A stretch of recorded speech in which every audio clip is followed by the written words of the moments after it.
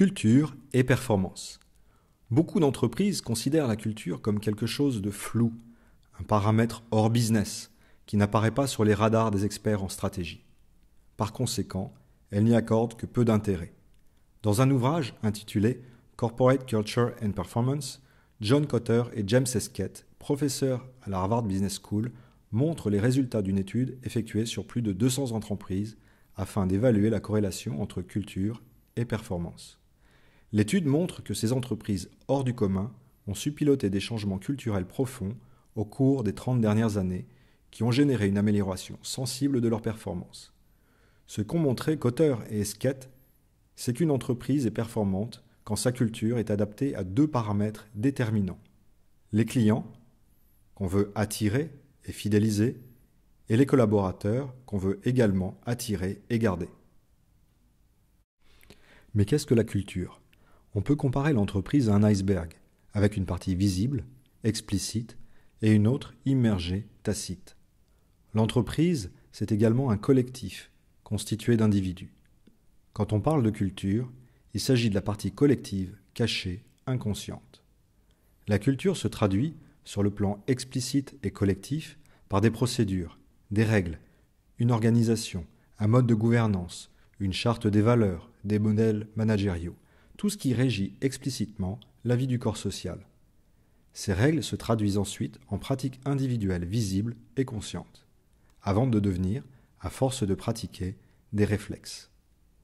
La plupart des projets de transformation s'attaquent à la partie visible sans prendre en compte ni traiter la cause racine qu'est la culture. La conséquence en est souvent un manque de cohérence entre les actions de changement, un découragement des équipes et des résistances accrues. Transformer l'entreprise en profondeur et durablement passe donc nécessairement par la transformation de sa culture. Comment se construit une culture ? L'histoire se passe dans un laboratoire aux États-Unis. 10 singes ont été mis en jeûne pendant une semaine. Une pièce est équipée d'un détecteur de mouvement relié à une douche froide. À l'opposé de l'entrée, un régime de bananes. 5 des singes à jeun et affamés sont conduits dans la pièce. Évidemment, les singes courent chercher des bananes. Malheureusement, à chaque tentative d'approche, l'ensemble des singes subit une douche froide, les en dissuadant. Ils se résignent, et si l'un d'entre eux fait une tentative, il se fait immédiatement arrêter par les autres. Un singe est remplacé par un nouveau, qui ne connaît pas la douche. Il tente d'aller vers les bananes, mais se trouve immédiatement stoppé par les autres avant même que la douche ne se déclenche. Un deuxième nouveau remplace ensuite un ancien, et l'histoire se reproduit. Il se fait taper, même par celui qui n'a jamais connu la douche.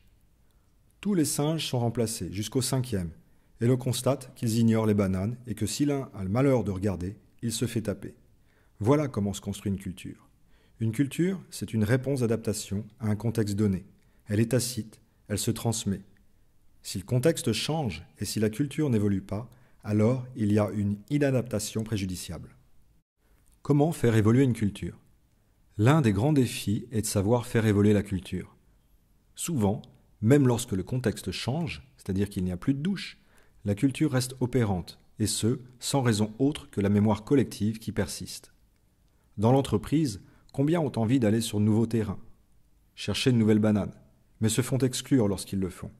On leur dit « chez nous, ce n'est pas possible » ou « c'est comme ça, ça ne se fait pas ». C'est ainsi que des entreprises perdent des clients, des parts de marché. Prenez par exemple quand Dell est arrivé sur le marché. Michael Dell a dit « je vais vendre des ordinateurs sur mesure, en direct, moins cher et sans fabriquer ». Les concurrents de l'époque, IBM, HP, Compaq, n'y croyaient pas. Et pourtant, Dell l'a fait et est entré en quelques années dans le groupe leader de son secteur.